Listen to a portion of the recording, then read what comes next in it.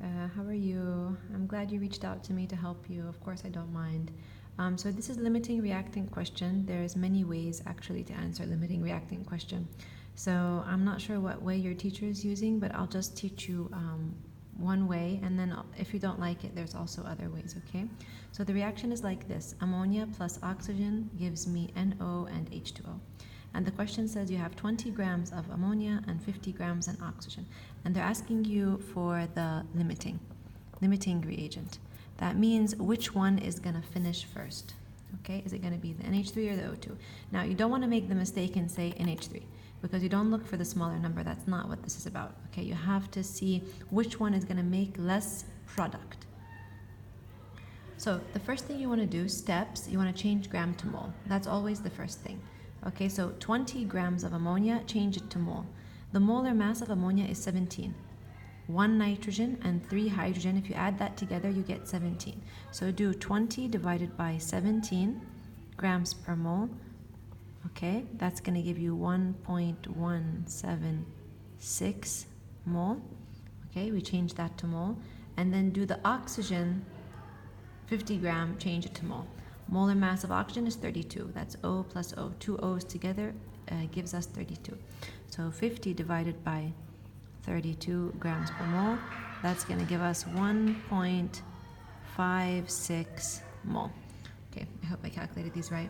All right, now you still can't look at these numbers and say this one is less because this is NH3 and this is O2. Okay, they have different units, like comparing apples and oranges. They're not the same. You can't compare them to each other. So we still can't come up with the answer.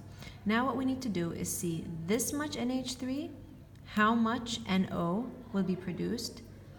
This much O2, how much NO will be produced. And by the way, I just chose NO. You could choose H2O. You could do with anything. So how to do that? Step number 2, use mole-mole ratio to see how much product is produced. Okay, let's do NH3 first. So we have 1.176 mole NH3. How much product is that going to produce? We need to multiply it by the mole-mole ratio. What's the ratio between NH3 and NO? Oh, it's 4 to 4, which is the same thing like saying 1 to 1. But anyways, we will still write it. 4 moles of NH3 is 4 moles of NO. Okay, this is the mole-to-mole ratio. This 4 and this 4 are from the equation. This 4 and this 4. If you notice 4 and 4 is the same like 1 to 1, so the answer will be 1.176 moles NO because this and this are going to cancel. Okay, that's for the NH3. This is the NH3. We did that one first. All right, now let's do the O2. Okay, so how much O2 do we have? 1.56 mole, and we want to see how much NO that makes. So same thing, 1.56 moles of O2. We're going to multiply it by the mole-mole ratio.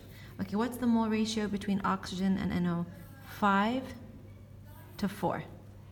Okay, so 5 mole oxygen,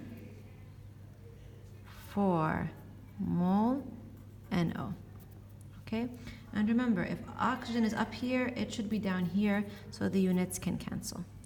Okay, now you need to multiply 1.56 times 4 divided by 5. We get 1.248. 1.248 mole NO. Okay, very good. Now, ammonia is going to make this much NO. Oxygen is going to make this much NO. Which one is less? Ta-da! This one. This is less. Less. And it's less because the NH3 is going to finish. That's why it's less. So NH3 is the limiting. So the one that makes less product, that's the one that's going to be the limiting. So you just compare these two numbers and see which one is less. This one is less. And that means NH3 is going to finish first. So it's going to be the limiting. Okay, so there's only 2 steps here. Change gram to mole and then use mole ratio to see how much product is produced. I hope this helps.